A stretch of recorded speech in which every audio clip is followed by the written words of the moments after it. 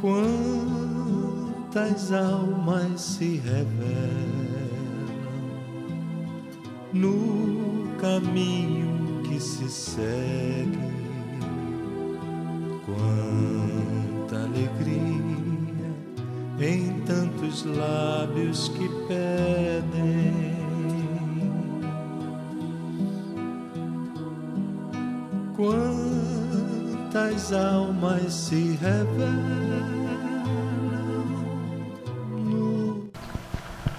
Boa noite a todos.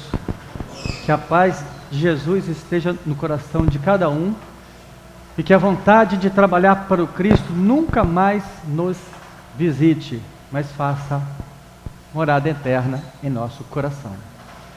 Eu queria dar também um aviso antes, tá? Eu sou gago. Sou gago. Vocês pela primeira vez vão ouvir um gago fazer uma palestra, sei lá o quê. Ah, então tá bom. Então é o 2 agora. Então vamos lá. Então, vamos lá, gente. Então, fé, esperança e amor, ou caridade, tá? Certa vez, Paulo de Tarso estava escrevendo a primeira carta aos Coríntios. E no capítulo 13, Paulo de Tarso relata a ideia, o ideal daquilo que se mostra o indivíduo ideal seguidor de Deus. E ali ele vem apregoar o que na teologia se chama as 3 virtudes teologais. Gente, eu vou falar igual pastor hoje, tá? Ok? Vamos lá. Por que virtudes? Porque são transformadoras de dentro para fora. Por que teologais? Porque são incutidas em nós diretamente no ato criador de Deus. Ou seja, enquanto nós passamos a existir, Ele incute em nós essas 3 virtudes. E elas vão nos transformar quando assim nós deixamos que ela faça. Tá?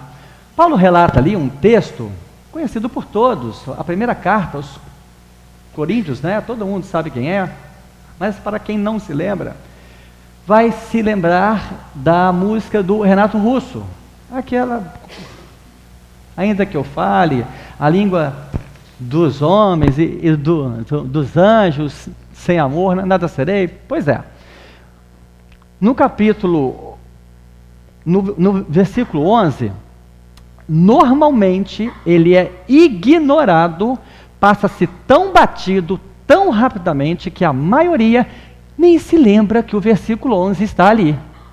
Nem se lembra. Nem está aí.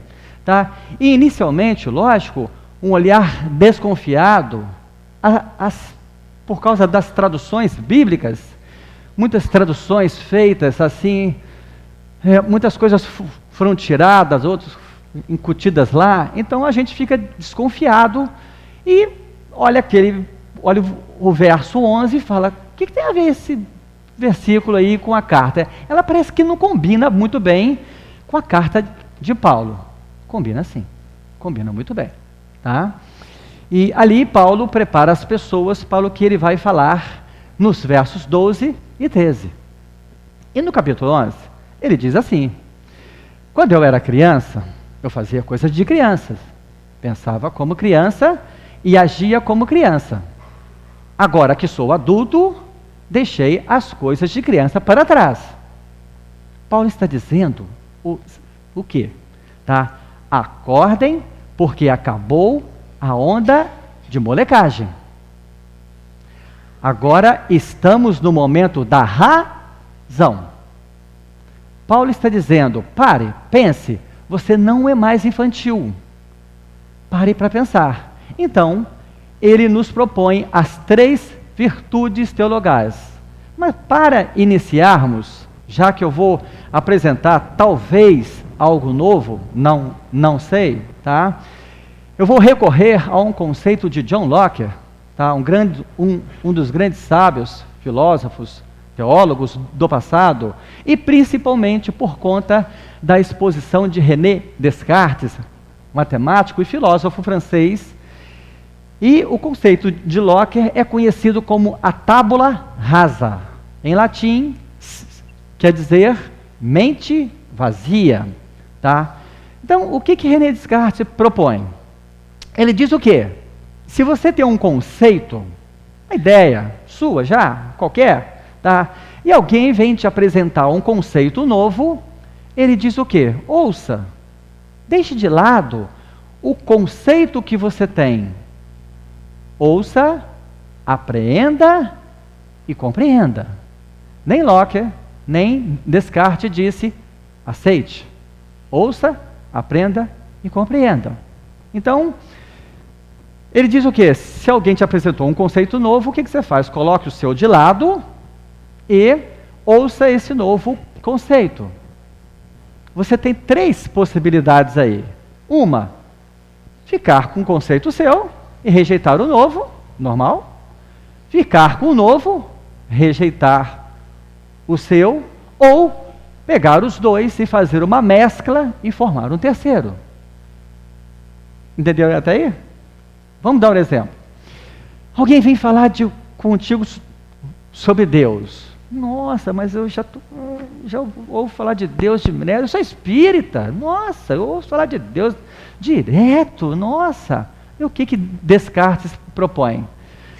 Pare, deixe o que você sabe de Deus de lado e ouça. Quem sabe você não vai aprender alguma coisa. Quem sabe você não vai enriquecer o que você já sabe. Ou quem sabe você não vai mudar o conceito seu. A gente não sabe. Por isso, a ideia do antipreconceito é a ideia da tábula rasa. É exatamente essa. Tá? Qual a ideia do preconceito? Todos nós temos conceitos pré-definidos já. Eu acredito que, de alguma forma, o preconceituoso é aquele que não mexe em seu conceito, nem sequer para ouvir o outro. Certa vez, eu falava em uma casa espírita, e eu comecei a falar sobre preconceito. E eu disse assim, na minha opinião, o Flamengo é o melhor time do mundo. Aí uns reclamaram, reclamaram, tal lá. Eu fiquei quieto, eu falei de propósito, tá? Eu falei, olha, isso é preconceito. Aí eu estava esperando, graças a Deus, alguém virou e disse assim, você está falando que é preconceito porque você é flamenguista. Eu nem sou, tá? Mas eu disse, não é porque eu sou flamenguista. O preconceito está em nem sequer parar para ouvir o outro. Eu vou repetir a frase, e agora vocês me deixam falar desde o início até o fim. Tá? Na minha opinião, o Flamengo é o melhor time do mundo. Mas essa é a minha opinião. Não significa que ele é. Tá?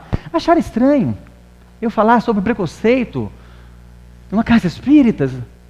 Nós somos espíritas. Que negócio é esse de preconceito? A gente não é preconceituoso. Somos sim. Somos. Infelizmente somos. Somos porque ainda somos humanos. E faz parte do nível de evolução em que nós estamos e o que o planeta ainda está, apesar de estar passando para outra fase, independente da doutrina que nós estamos. Só que na doutrina espírita, nós somos mais sacudidos pelos ombros, somos mais acordados. E Paulo dá esse sacode e vem iniciar as 3 virtudes teologais. E ele começa com fé, no capítulo 12, ele diz assim, se me perguntarem qual das 3 maiores virtudes, eu direi a fé, a esperança, a caridade, ou amor, tanto faz. Tá? Vou fazer uma pergunta a todos aqui. Vocês acreditam em Deus?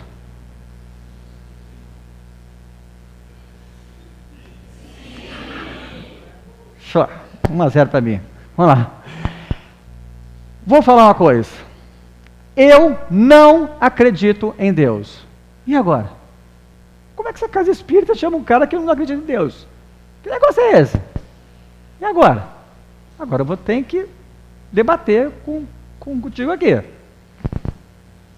Eu não acredito em Deus. Vamos lá? Eu vou tentar provar, tá bom? Vamos lá. Iniciando por fé, toda vez que nós falamos de fé, encontramos alguém que diz, gente, precisa só uma coisa, tá? Toda casa que eu faço essa palestra, eu pergunto, todo mundo responde assim, tá? Tá bom? Então, toda vez que nós falamos de fé, encontramos alguém que diz que fé é acreditar, mas não passa nem longe da definição de fé, muito menos perto.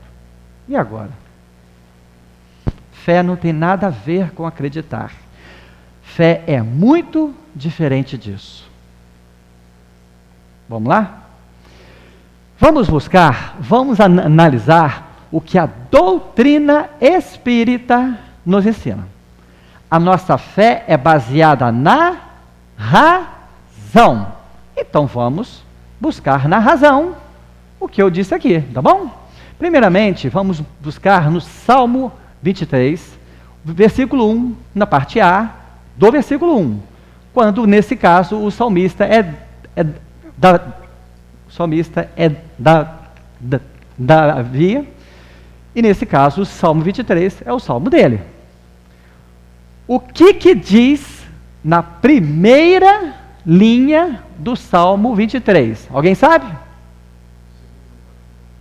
O Senhor é o meu pastor. Davi está fazendo uma afirmação. A lógica e a razão diz o quê? Eu só posso afirmar aquilo que eu tenho ser. Carta aos Hebreus. O autor de Hebreus, na teologia, não se sabe quem escreveu. Algumas pessoas defendem que é Paulo. Na teologia, os teólogos, dizem que Paulo não é de forma alguma, porque Paulo foi instituído a falar aos gentios e não aos hebreus. E as cartas paulinas são muito diferentes das estruturas das cartas de Hebreu. Não sei quem escreveu Hebreus, não importa também. Sei que foi escrito e que tem um aprendizado fantástico. E diz no capítulo 11, versículo 1, diz o quê? A fé é o firme fundamento das coisas que estão por vir. Em traduções mais antigas, a fé é a certeza das coisas vindouras. Fé é acreditar? Não. Fé é ter certeza. Não consegui convencer não, né? Então tá bom, agora eu vou recorrer aos universitários, então agora, tá? Vamos ver o que Jesus fala sobre fé. O nosso mestre. Aliás, a página lida aqui foi fantástica. Bate exatamente o nosso tema aqui hoje aqui perfeitamente aqui. Então vamos recorrer a Cristo, entender os conceitos que ele fala de fé. Jesus, descendo o sermão do monte, um homem tomado pela lepra, hoje mal de hanseníase, tá? E ele estava todo coberto com roupas escuras. Ele se aproxima de Cristo e diz: Senhor, filho de Davi, tende misericórdia de mim. E Jesus olha para aquele homem e diz: o que quer, pois, que eu te faça? O homem olhou para Cristo e disse: Senhor, se tu quiseres, eu serei limpo. E Jesus olha nos olhos daquele homem, toca no rosto disse: pois então eu quero, seja. A Sagrada Escritura diz que na mesma hora o homem começa a sentir algo correndo pelo corpo, e ele tira aquelas roupas escuras, e as pessoas ao seu redor veem claramente as últimas marcas da lepra desaparecerem. Eu pergunto, este homem tinha dúvida? Tinha. Ele tinha uma dúvida e tinha uma certeza. E a dúvida que ele tinha não tinha nada a ver com a certeza dele. E agora? Vamos lá. O que ele disse para Cristo? uma palavra de 2 letras. Se, partícula condicional. Eu não sei se você quer, mas se você quiser, eu serei limpo. A minha dúvida está no seu querer, mas se o Senhor quiser, eu não tenho dúvida nenhuma disso, que eu serei curado. Nenhuma. Então Jesus disse para ele: eu quero, seja. E Jesus disse: vai em paz, que a tua fé te curou. Convenci? Não? Eu tenho mais 3 aqui ainda, hein? Vamos lá. Uma mulher que corria sangue por constância há dias. Essa mulher é conhecida na história como hemorroísa. Para quem não sabe, naquela época, a mulher que tivesse no período menstrual, ela sofria muito, ela seria afastada. Então essa mulher corria sangue há dias e dias. E ela sabia no coração dela que se tocasse pelo menos nas vestes de Jesus, ela seria curada daquele sangramento constante que não parava nunca. E ela se aproximou de Jesus. Jesus estava no meio de uma turba, ele estava passando aquele monte de gente em volta dele, na frente, atrás, todo mundo, e ela chega, com muito custo, consegue tocar na roupa dele, porque ela viu que ela não ia conseguir tocar ou falar com ele. Jesus olha ao seu redor e para e diz: alguém me tocou. Mas Simão Pedro, que tinha uma sensibilidade de uma marreta de 100 quilos, tá? Ele vira para Jesus e fala assim: Senhor, tem um monte de gente te tocando, tem um monte de gente esbarrando, te empurrando, e daqui, né, empurrando para cá, para lá. E Jesus vira para ele e diz: Pedro, alguém me tocou, e de mim saiu virtudes. Em traduções mais antigas, alguém me tocou com fé. Aí ela se mostrou: fui eu, Senhor. Aí, agora o bicho vai pegar, porque não é qualquer um que chega assim, encostando assim no cara, não. É tipo hoje, assim, todo mundo abriu, briga, né? Todo mundo abriu assim, né? E Jesus olhou para ela e ela disse claramente: meu Senhor, eu sabia que se eu tocasse, sabia em meu coração que se eu tocasse em suas vestes, eu seria completamente curada. Jesus vira para ela e disse: então vá em paz, mulher, porque a tua fé te curou. Ela disse: eu creio? Ela disse: eu acredito? Não, ela disse: eu sabia. Vamos chegar lá. Essa mulher tinha dúvidas? Tinha ou não? Nenhuma. Porque ela estava focada em ser curada. Talvez a única dúvida que ela talvez tinha é que se ela ia conseguir tocar ou não. Mas se ela tocasse, ela não tinha dúvida que seria completamente curada. Vamos lá? Jesus, atravessando por causa da Pax Romana, é uma lei, uma determinação de Roma, que ainda que os povos se odiassem, eles teriam que manter as suas fronteiras politicamente em paz, mesmo que um povo fosse inimigo do outro, ele poderia cruzar o território do outro e não poderia ser agredido, mesmo que fossem inimigos.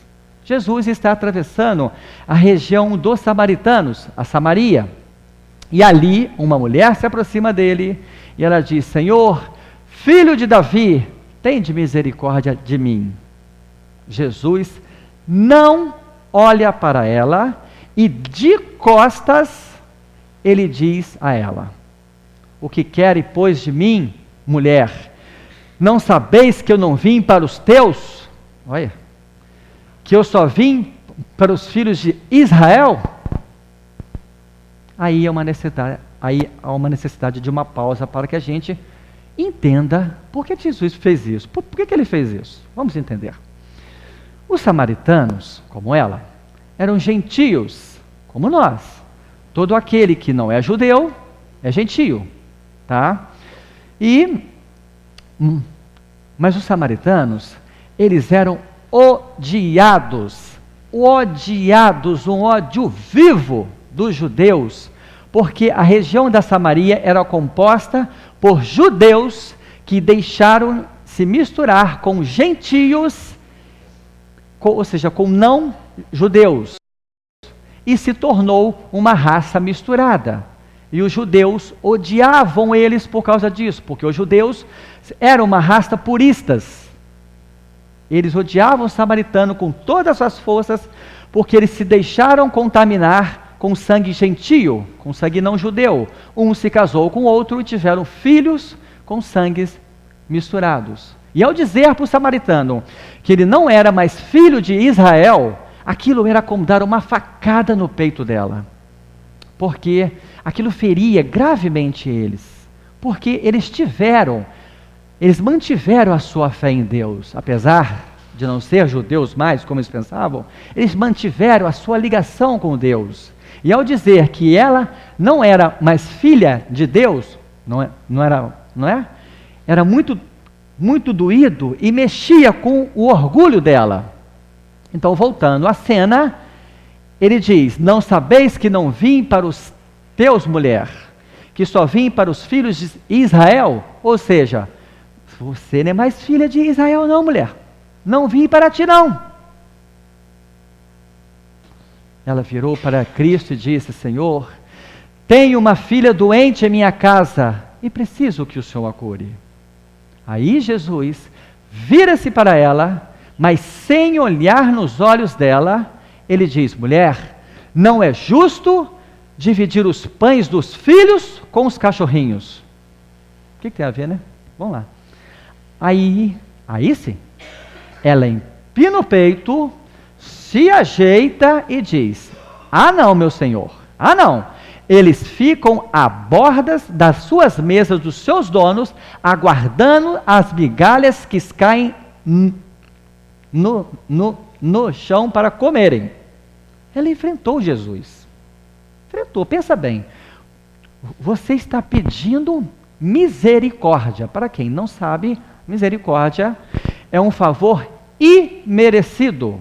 Eu não fiz nada para merecer. E Deus mesmo assim me dá com todo o seu amor. Ela pediu para ele: olha, eu não mereço, mas eu quero que o Senhor me ajude. Agora enfrenta o cara. Entendeu? Imagine se você chega em uma repartição pública, bate lá, aqui, eu quero um documento para hoje. Você trabalha para mim. Eu que pago o seu salário com os meus impostos. Experimenta fazer isso, fazer essa graça, para ver quanto tempo vai levar para você receber aquilo ali. Por quê? Porque você foi mal educado, você não custa ser educado. Porque você foi mal educado, você foi bocudo, desculpe falar, linguarudo. Podia ter falado com mais gentileza, né? Aquela mulher pediu misericórdia e mesmo assim ele enfrentou Jesus. Eles ficam às bordas das mesas esperando as migalhas que caem dos seus donos. Ou seja, esse animal está sob a minha guarda e cabe a mim alimentá-los. Ela enfrentou Jesus mesmo. Aí Jesus vira-se na direção dela, olha nos olhos dela e diz: grande é a tua fé, mulher, vá em paz e que seja conforme a sua fé. Ela chega em casa, a sua filha está completamente curada. Não entendi. Por que tem a ver os cachorrinhos com a fé, né? Vamos tentar entender? Quando Jesus mexeu com o orgulho dela, dizendo que ela não era mais filha de Israel, o que ela fez? Também não falo mais contigo. Foi isso. Estou de mal, come sal na panela de mingau. Foi isso. Foi isso que ela fez? Não. Ainda que tenha descido queimando, tá? O que ela fez? Ela engoliu, engole o seu orgulho. Ela engoliu o orgulho dela. Deve ter descido queimando. Mas, meu Senhor, eu tenho uma filha doente em casa e preciso que o Senhor a cure. Ou seja, não vou me preocupar com isso. Não me importa se me ofenda. Não me importa se eu me sinto ofendido. Eu quero que a minha filha seja curada. Quem é mãe entende disso. Tá? Aí, Jesus questiona a ela o que é certo e o que é errado.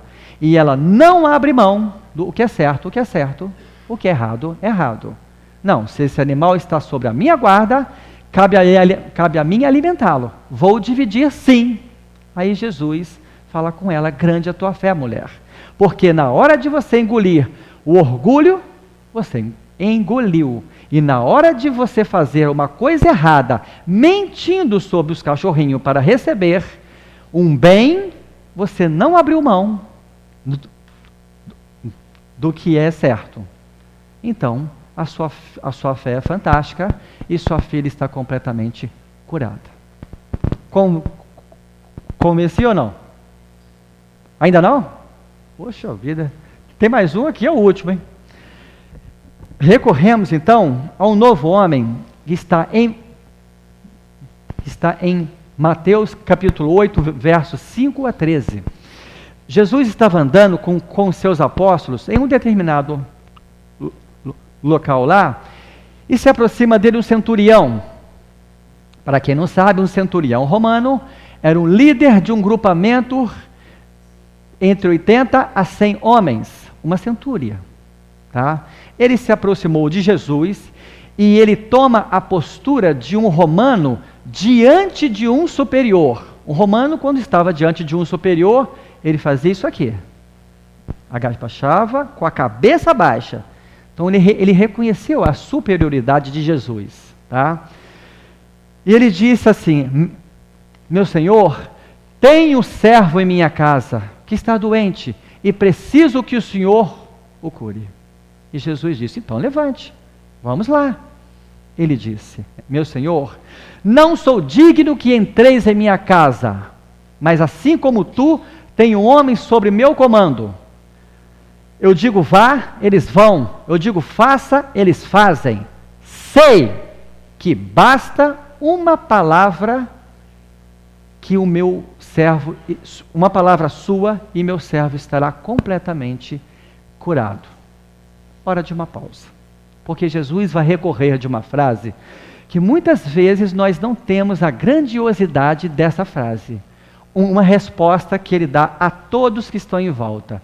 Ele diz assim, Jesus diz assim: nem mesmo em toda Jerusalém vi homem com tamanha fé. Agora é hora da pausa.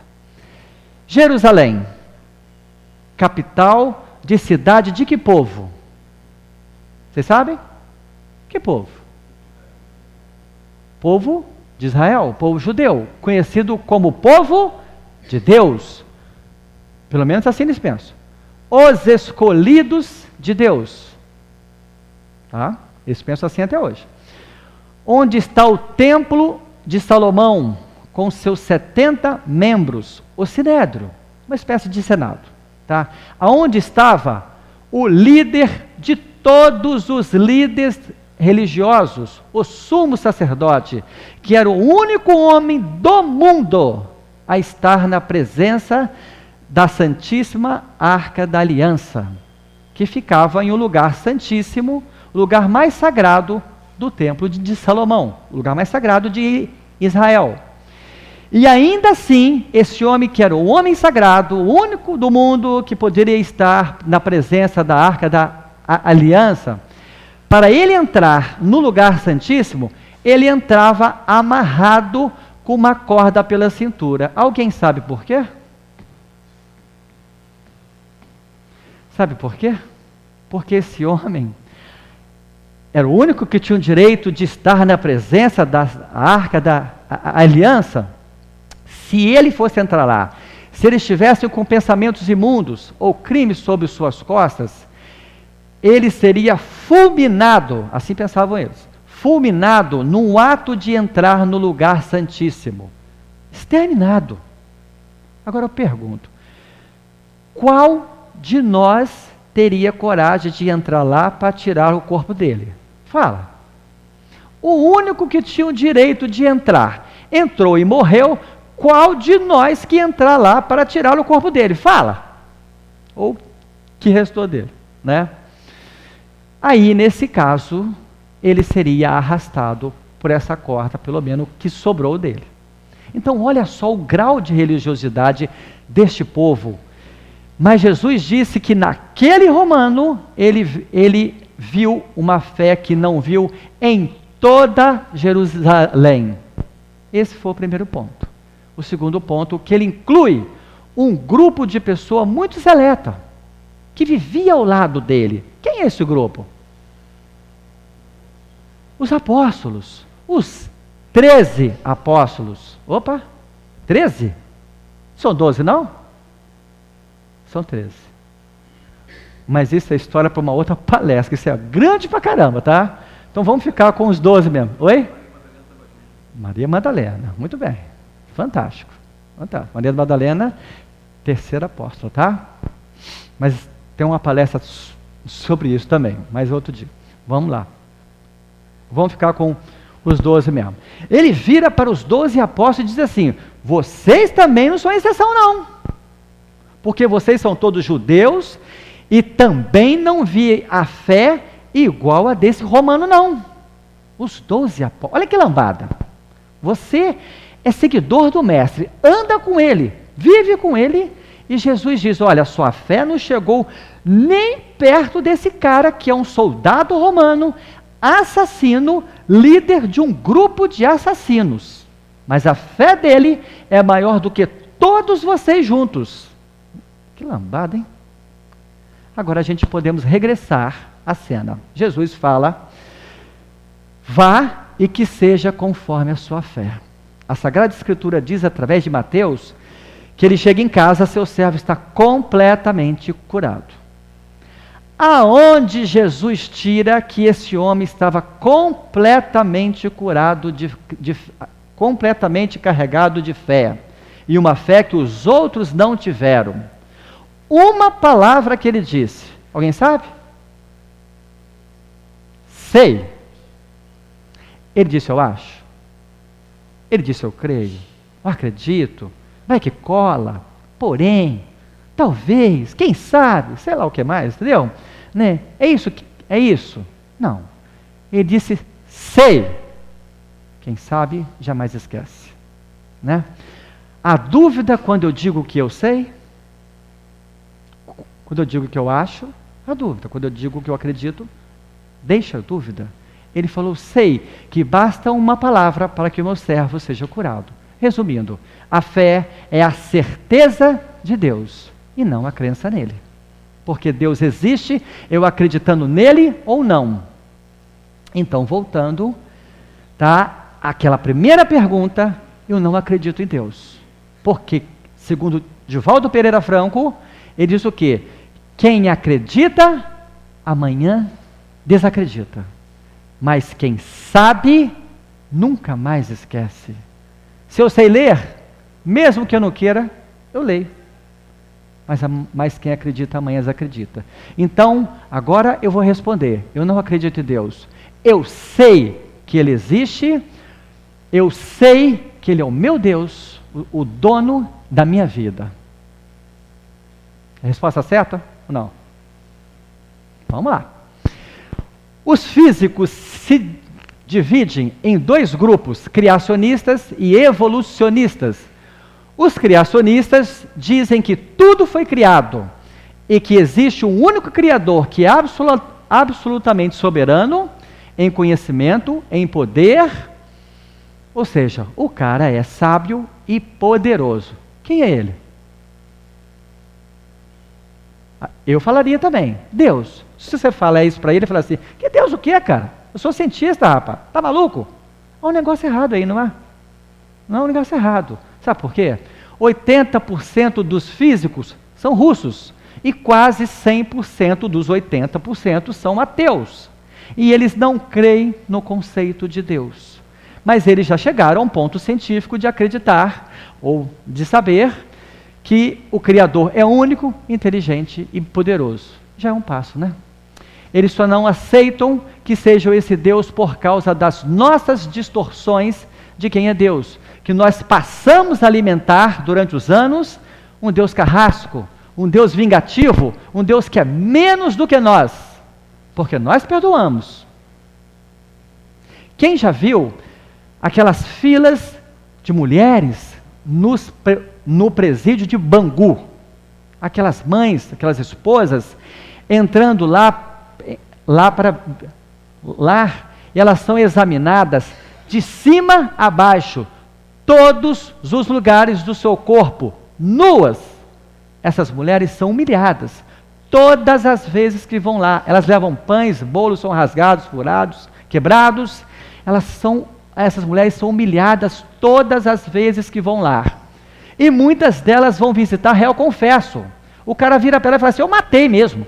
Eu matei, ele me perturbou, eu matei. Não foi o juiz que errou, não, eu matei o cara mesmo. Por que essa mulher não desiste desse cara, sabendo que ele é um assassino frio? Quem é esse Deus pregado por outras crenças, que desiste de nós por um erro e vai nos lançar ao inferno? Um Deus que ama menos do que a minha mãe me ama? Porque a minha mãe me perdoa. Se eu fizer qualquer coisa, ela perdoa. Ela pode até dar uma coça, mas ela perdoa. É claro que é um Deus falso, criado por nós. Um Deus impostor, um Deus que não é soberanamente verdadeiro.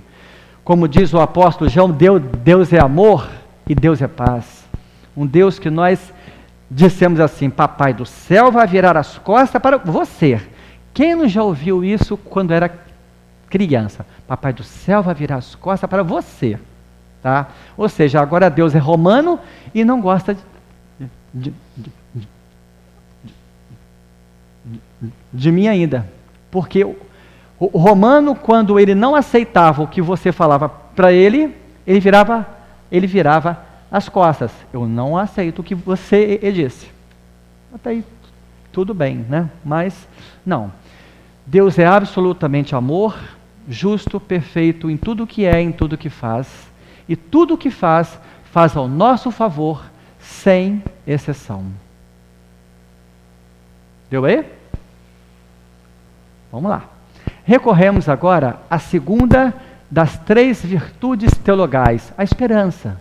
A esperança em esperança, do verbo esperançar, não do verbo esperar.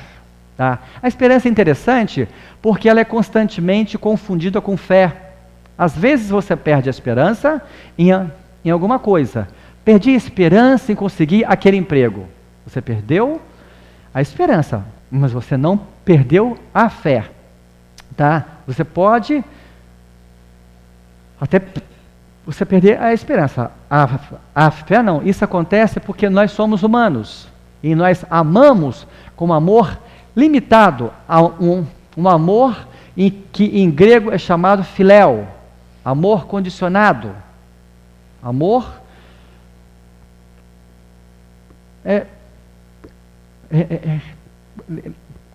condicionado a algo. Eu só amo se você fizer isso. Tipo assim, tá?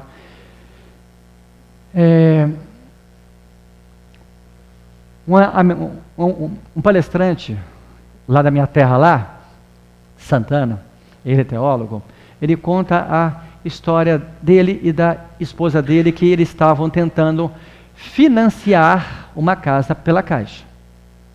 E eles dois estavam procurando a casa, procurando. Chegou um ponto que ele falou assim: peraí, vamos juntar dinheiro, porque vai chegar um instante que Deus vai nos dar essa oportunidade, e quando Ele der, nós temos que ter o dinheiro para dar entrada, não é? Então, ela disse: tudo bem.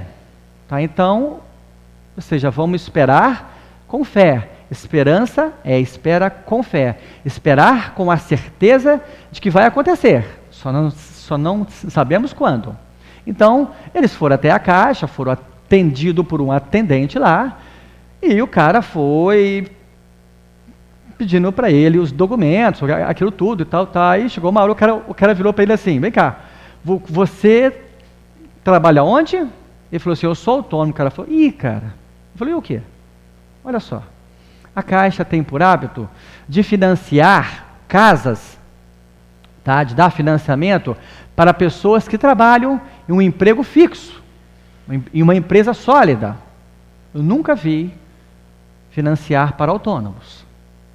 Ele falou: eu posso tentar? Ele falou: pode.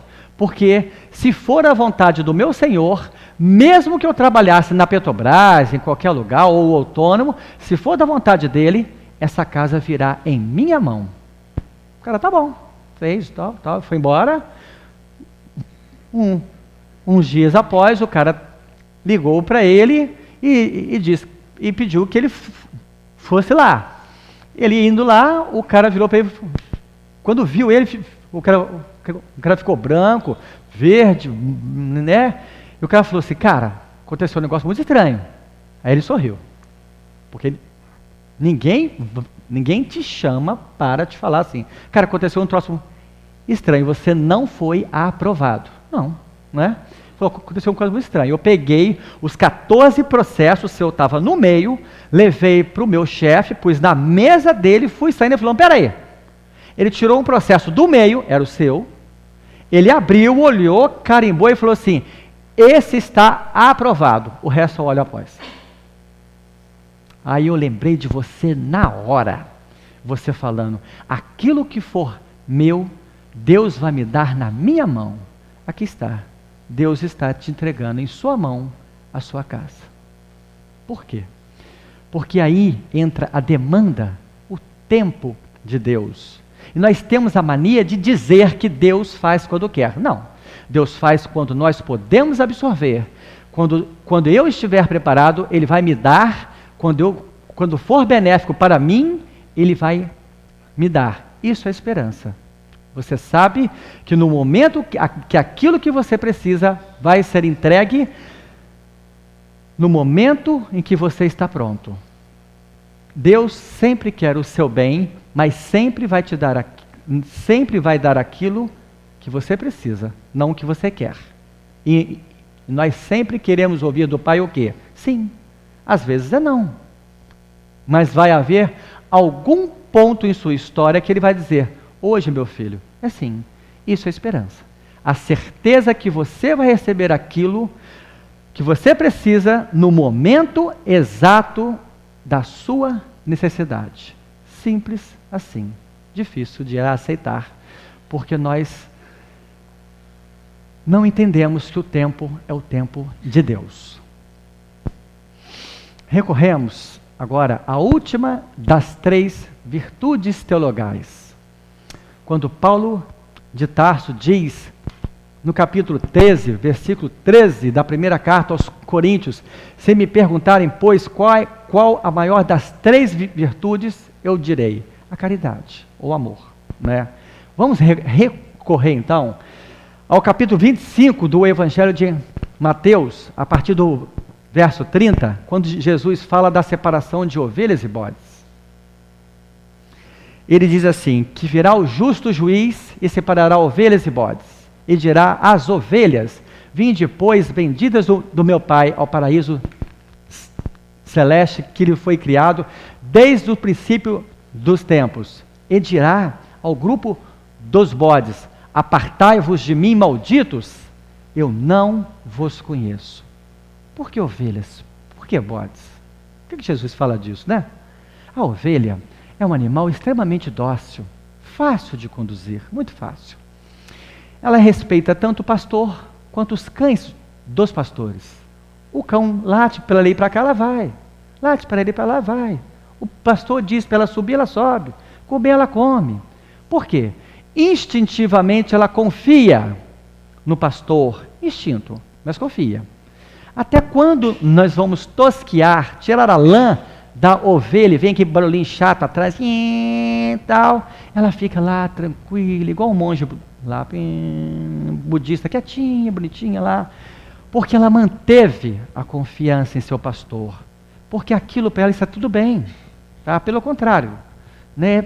Está tudo ótimo para ela. Ainda passando por dificuldades, problemas, por coisas que ela não compreende, ela aceita, ela confia no seu pastor. O bode é um animal extremamente teimoso, renitente, resistente, agressivo e às vezes vingativo, por instinto, mas é. Se você der uma bobeada com ele e virar de costas, vai comer lama. Ele vai te dar uma cabeçada e você vai para o chão. Tá? Quem conhece sabe aqui. Agora experimenta fazer uma coisinha. Pega uma bola, encosta na cabeça dele e dá uma empurradinha. Você vai ver que ele vai começar a se armar, fincar no chão. Você não mexe ele 1 milímetro do lugar. Se bobear, ele te empurra. Agora, por que Jesus fala desses dois animais? Porque o grupo das ovelhas é o grupo daquelas pessoas que ouviram o Evangelho e deixaram o Evangelho fazer parte da sua vida e se transformaram pelo Evangelho. E apesar das dificuldades, mantiveram-se confiantes naquele que trouxe o Evangelho de Deus, o próprio Cristo, que é o nosso pastor bendito, o governante do nosso planeta. Mesmo na dificuldade, aquele indivíduo aceitou o Evangelho. Sabe que tudo o que está passando é necessário para o seu crescimento, é benéfico para ele. Eu não compreendo, às vezes, porque Deus leva uma criança de 5 anos e deixa um homem de 100 anos. Eu não compreendo, mas normalmente não sabemos, mas nós confiamos, porque a gente sabe que o Senhor sabe de todas as coisas. Eu não compreendo, mas sei que Ele fez porque é o melhor a ser feito. Dói, claro que dói, até se ele levar um homem de 100 anos. Ele tem filhos, neto, esposa. Dói, claro que dói. E tem que doer, porque senão, se ele não tiver esse luto, ele fica doente. Isso é outra história. Mas vamos lá. Mas nós sabemos aceitar isso também, porque nós sabemos que Deus é soberano em nossas vidas. O bode é o grupo de pessoas que ouviram o Evangelho, mas não deixaram que o Evangelho fizesse parte de sua vida. Que o Evangelho mudasse 1 milímetro de lugar em sua vida. Não engoliram as palavras de Jesus. E ainda ficaram desconfiados e agressivos com seus pastores. E ainda reclama, porque não aceita as mudanças propostas pela vida por Cristo e reclama de Deus ainda. Pois se Deus existisse, eu não estaria passando por isso hoje. Ou seja, além de não aceitar as mudanças, ainda fico reclamando. Os bodes são as pessoas que ouviram o Evangelho e não se deixaram se transformar por ele. E Jesus diz isso através de símbolo. Por que ele separa ovelhas de bodes? Aonde Jesus tirou quem são pessoas que merecem ou não, são meritórias ou não. Ele explica, repetitivo, mas explica. Vinde a mim, pois benditos o meu Pai, ao paraíso celeste, que foi criado desde os princípios dos tempos. Agora eu quero que vocês me ajudem. É até bom para acordar. Vamos lá. Tá. Pois tive fome, me deste de comer. Tive sede, tive frio, estive perdido, me acolhestes, estive preso, hospitalizado, e fostes me visitar. Então esse grupo virará para o justo juiz e dirá: mas meu Senhor, quando te vimos nessa situação e ajudamos? Vocês sabem. Quando fizeres a um dos meus, para mim o fazes. E vira para o grupo dos bodes e diz: apartai-vos de mim, malditos, pois eu não lhes conheço. Eu pergunto, É possível que Jesus não conheça uma única alma desse planeta? É possível? Sim ou não? Não, acho que não. Por que não? Porque Jesus é o governante desse planeta. Ele governa o nosso planeta. Ele disse isso na prece dele. Tá? Ele é o governante do nosso planeta. Ele diz o quê? Não abandonarei uma única ovelha sequer que o meu Pai me confiar. Quais são as ovelhas confiadas de Deus? Aqui eles colocam nesse planeta. Todas as pessoas que são colocadas nesse planeta estão na área de criação de Jesus. E ele diz claramente, todas aquelas que estiverem sob o meu comando, não abandono de forma nenhuma. Então, como ele diz que eu não conheço ele? Sabe por quê? Porque Jesus, ele quer intimidade conosco. Ele quer fazer parte do nosso dia a dia, da nossa vida, mas os bodes não querem. Não querem intimidade com ele, não aceitam. Por isso, ele diz, eu não vos conheço. Por quê? Porque vocês não quiseram intimidade comigo. As ovelhas quiseram. Nós somos íntimos. Eu as conheço e elas me conhecem. Vocês eu conheço, mas vocês não me conhecem. Então, afinal de contas, nós não nos conhecemos. Então, vocês serão lançados às trevas, e lá haverá choro e ranger de dentes, e será atado pelos pés e pelas mãos. Agora eu falei igual um pastor, né? Vamos lá. Mas por que trevas? Está na doutrina espírita, hein? Vamos lá. Por que trevas? Por que ele fala de trevas? Um novo começo. Você será retirado deste planeta e será lançado a um planeta de nível inferior ao da Terra. Por que atadas de pés e mãos? Porque nós não podemos fazer nada contra isso. No momento que eu for retirado desse planeta, eu não posso mais fazer nada mais. Podemos sim. Antes, tínhamos o livre-arbítrio e não fizemos nada e usamos mal. Agora vamos pagar as consequências. Paulo de Tarso, em Gálatas, capítulo 6, versículo 7. Não tomai Deus por tolo, porque tudo o que plantartes, certamente se farás. Se você plantou, meu irmão, você vai colher. Por que choro? Porque você vai ter a sensação, você vai ter a lembrança daquelas pessoas que você deixou lá, aqui, na terra, ficaram lá, as pessoas que você ama, e você não está com elas. Por que ranger de dentes? Porque você vai descobrir que o único culpado de você estar lá naquele planeta inferior a culpa é de quem? De nós mesmos. O ódio, eu fiz isso. Então Jesus está falando exatamente do momento em que aconteceu próximo ao sol de Capela. Todo mundo sabe disso, né? E vai acontecer aqui também. Dizem que já está acontecendo. Não sei se vai ser através do planeta Chupão, como alguns espíritas dizem. Eu não sei onde arrumaram isso, mas tá? Não sei onde arrumaram, mas que vai haver o momento, vai. E Jesus diz aos indivíduos desconhecidos que eles serão retirados para um planeta inferior. Por quê? Novamente eu preciso da ajuda de vocês. Pois tive fome e não... Acorda. Não me deste de comer. Tive sede e não me deste de beber. Estive perdido. Não me acolheste. Tive frio e não me agasalhaste. Estive hospitalizado, preso, e não me fosse me visitar. Aí os bodes virarão e falar: meu Senhor, quando é que te vimos nessa situação e deixamos de te ajudar? Quando você deixa de fazer a um dos meus, a mim deixa de fazer. Basicamente, Jesus diz, para que você mereça ficar aqui, né? Porque aqui é que vai ser bom.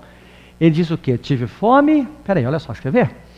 Porque se eu chegar em sua casa, bater na sua porta, aqui em Cabo Frio, e falar que eu estou com fome, e você fala que vai orar por mim, não ora não. Não vem com esse papo não. Não ora não. Porque eu não preciso de oração. Eu preciso de comida. Se você não tiver, você me aponta onde tem. Mas não vem com esse papo, com essa conversinha de oração não. Porque Tiago, irmão de Jesus, diz no capítulo 2, versículo 14 a 26, de que adianta dispensar alguém dizendo, vai com Deus, se a barriga está roncando, se a barriga está vazia. De que adianta? Não adianta nada. Tá?